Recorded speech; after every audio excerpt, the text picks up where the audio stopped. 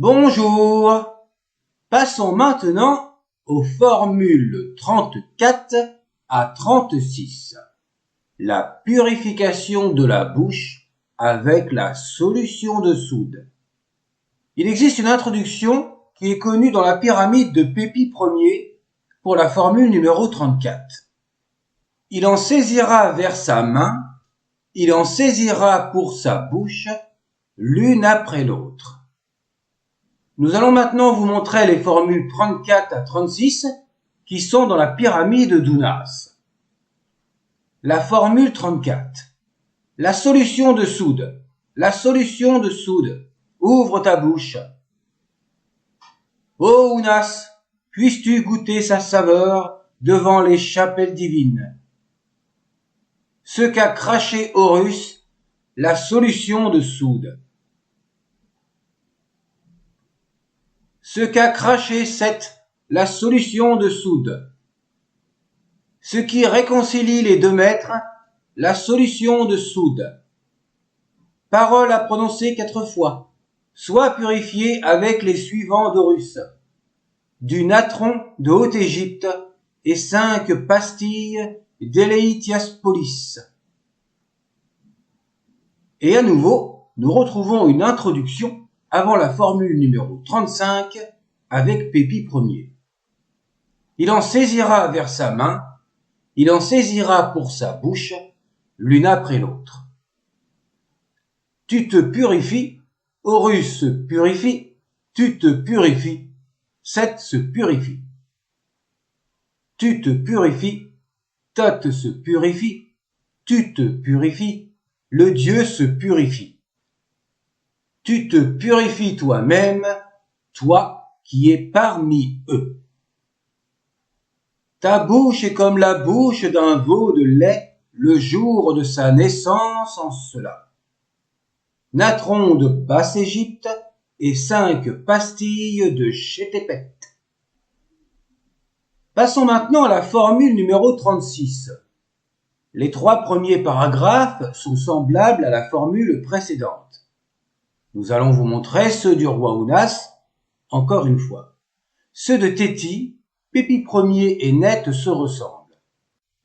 Le paragraphe 28c commence par Djedmedou, parole à prononcer, pour la reine Net, comme on a pu le voir précédemment. Et on retrouve la même introduction que pour les formules 34 et 35 pour Pépi Ier. Il en saisira vers sa main, il en saisira pour sa bouche. Tu te purifies, Horus se purifie, tu te purifies, Seth se purifie, tu te purifies, Thoth se purifie. Tu te purifies, le Dieu se purifie, tu te purifies, ton cas se purifie, l'encens te purifie, tu te purifies. Voici que tu te purifies toi-même parmi tes semblables, les dieux. Et voyons maintenant les 3 derniers paragraphes avant les notes. Tu te purifies par ta bouche, tu nettoies tes os au complet, tu détruis ce qui te concerne. Osiris, je t'ai donné l'œil d'Horus. Pourvois ton visage de cela en le dispersant. Une pastille d'encens. Donc maintenant, nous allons voir les notes. La première, c'est la 43 et la dernière, la 52. C'est parti. La version de Net pour le paragraphe 26a commence par Djedmedou, parole à prononcer. C'est également le cas pour toute la formule numéro 34, excepté pour le paragraphe 26b. Aujourd'hui, notre solution de soude est caustique. Par convention, le terme smine pour la solution de soude désigne un mélange à base de natron dans un but de purification, comme expliqué précédemment, au début de la vidéo 205. Quand on dit qu'elle est caustique, c'est la soude caustique. Ça veut dire que ça attaque les tissus. Parce que dans notre groupe, il y a un petit malin qui nous a dit que c'était caustique. rigolo comme dans Le Père Noël est une ordure. Bref, nous allons passer à la suite. Au paragraphe 26b, nous avons les chapelles divines. En égyptien, Sehu Netcheru. La version de Pépi 2 indique une variante avec le N33A pour le pluriel. Et la version de Net indique une autre variante.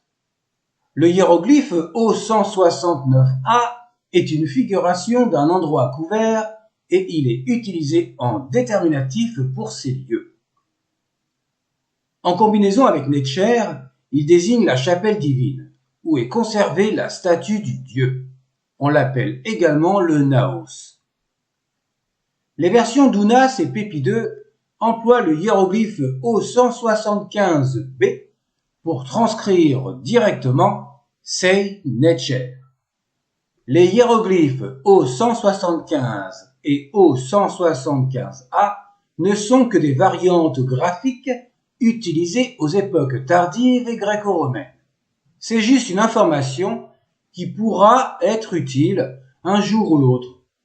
Quant au hiéroglyphe O169, qui a comme variante graphique le O169A, nous en parlerons une autre fois. Vous avez avec cette note numéro 44, 4 nouveaux hiéroglyphes.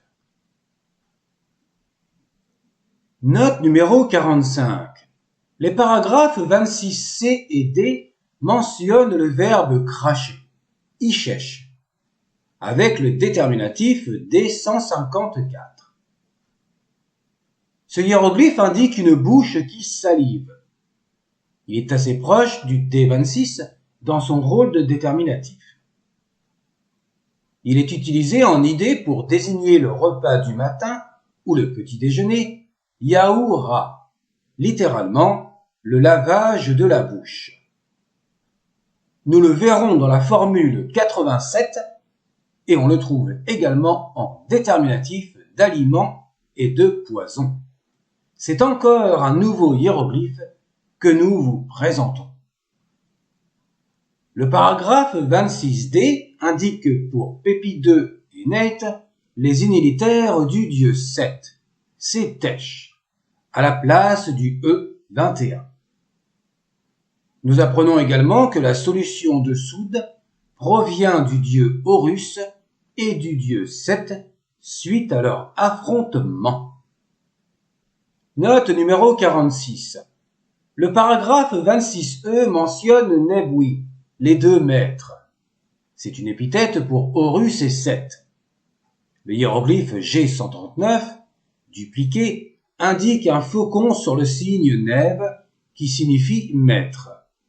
Il rappelle le G16, Nepti.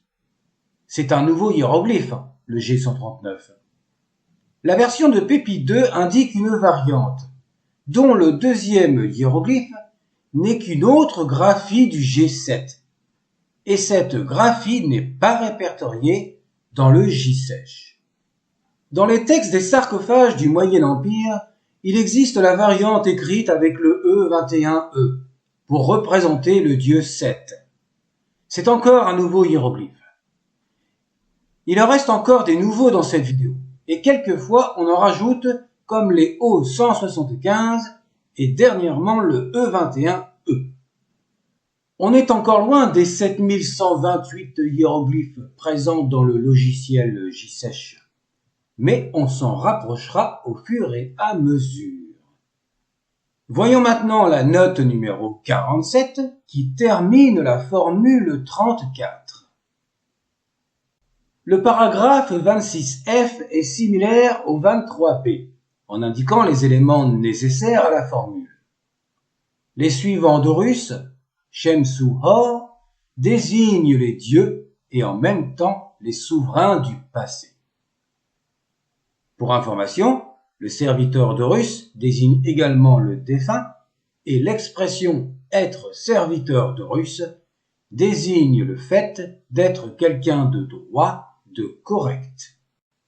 La version que nous vous montrons est celle du roi Unas. À noter que le T18A n'est qu'une autre graphie du T18, encore un nouveau hiéroglyphe. Celle de Pépi 1 est en lacune. Il n'y a que la fin, qui indique une quadruplication. La version de Pépi 2 mentionne à la fin Bed Tcha 1 Nerbet, Bed Tcha 5 Shemao, avec une erreur de graphie.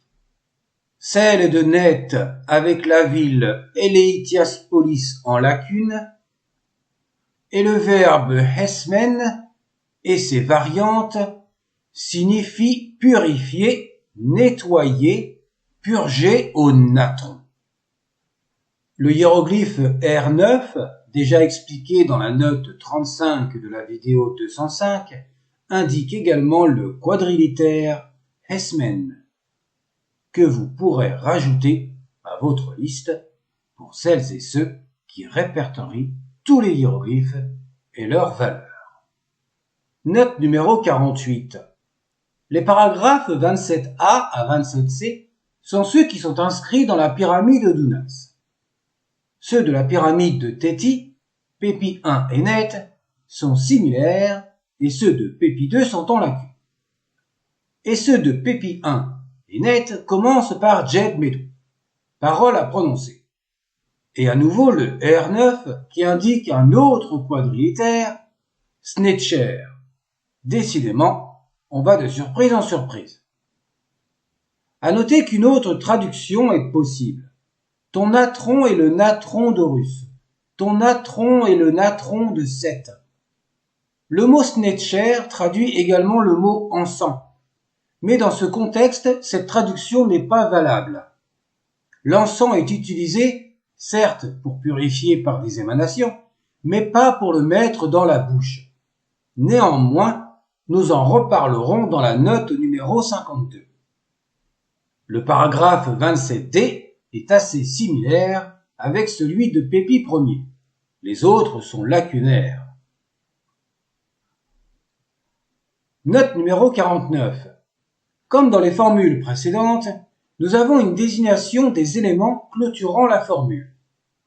Le paragraphe 27e réitère ces éléments chez Téti. Bed, Tcha, 1, Bed, Mehu, Tcha, 5 chez Tépet. Les éléments sont similaires dans la pyramide de Pépi 2 et Net. Celle d'Udjebeten est partielle. Dans ce paragraphe, nous découvrons la localité chez Tépet et une variante chez Téti, avec le O49. Le natron était récupéré après l'assèchement d'une région de plusieurs lacs appelés aujourd'hui le Wadi Natroun. Dans l'ancienne Égypte, il se situait dans le troisième nome de Basse-Égypte, l'Ouest. La ville principale, voire par extension le Wadi en lui-même, était désignée sous le nom de Chetepet et plus tard Sherpet.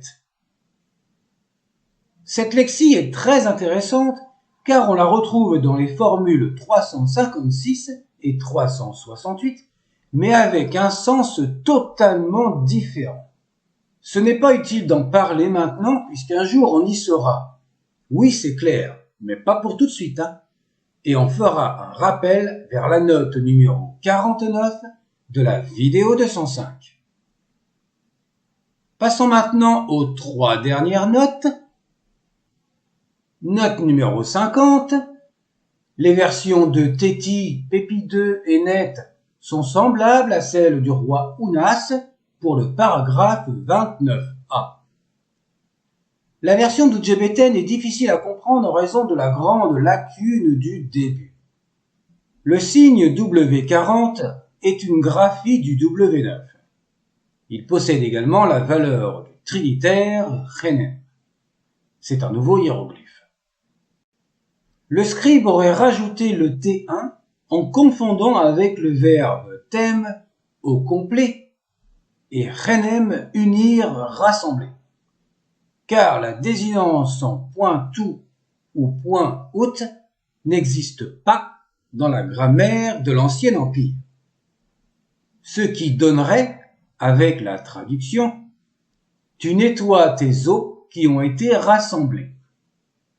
Avis aux futurs égyptologues pour trouver la solution. En effet, pourquoi les os ont été rassemblés? Peut-être une référence à la formule numéro 13. J'ai placé pour toi ta tête et je l'ai fixée pour toi à la colonne vertébrale. Cette formule n'étant connue que dans la pyramide de Pépi II, elle pourrait exister, mais manquante, dans la pyramide d'Oudjébéten, qui est, rappelons-le, une des épouses de Pépi II. Bref. Note numéro 51. Les versions de Teti et Net sont similaires pour le paragraphe 29b. Celle d'Oudjébéten n'indique que la fin. Notons au passage que le scribe a joué sur les mots avec le verbe hetem, détruire, et son contraire, pourvoir, munir. Depuis le début de la première vidéo, vous avez eu connaissance des cartouches des souverains d'Ounas à Pépi II dans les paragraphes. Nous n'avons pas mentionné comme exemple les paragraphes avec le nom des reines. Voici celui de Net du paragraphe 29b. Oussir, Net, Dieni, etc. Osiris, Net, je t'ai donné, etc. Le nom de la reine Net s'écrit de la même manière que la déesse Net mentionnée au paragraphe 16e et F. Cette nouvelle graphie est composée du hiéroglyphe R25 qui n'est qu'une variante plus détaillée du R24. C'est un nouveau hiéroglyphe.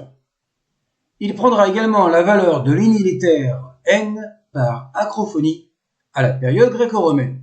Mais ceci est une autre histoire.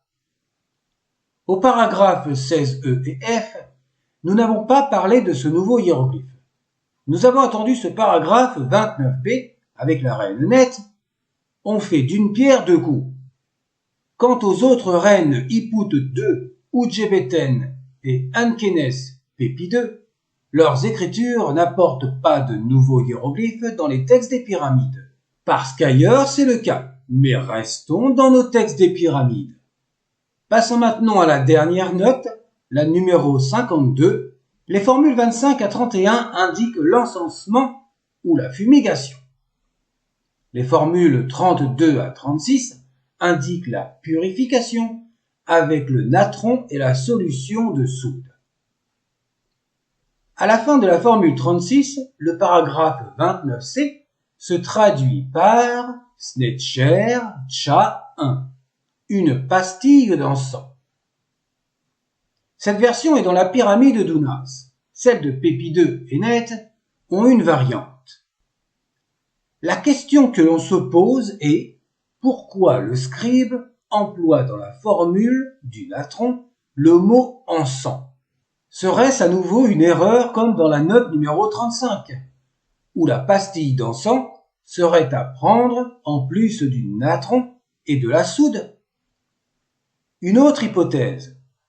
Ce paragraphe 29c n'est pas dans la bonne formule, comme le paragraphe 1644a qui doit être lu à la suite du 19c, voire pour cela la note numéro 27. On va arrêter de se poser des questions, la vidéo est finie. Dans la prochaine, nous parlerons du rituel de l'ouverture de la bouche. Pour certains, ça signifie quelque chose de connu. Pour les autres, c'est de l'information. De toute manière, cette chaîne, ce n'est que de l'information. Ciao et pensez à vous.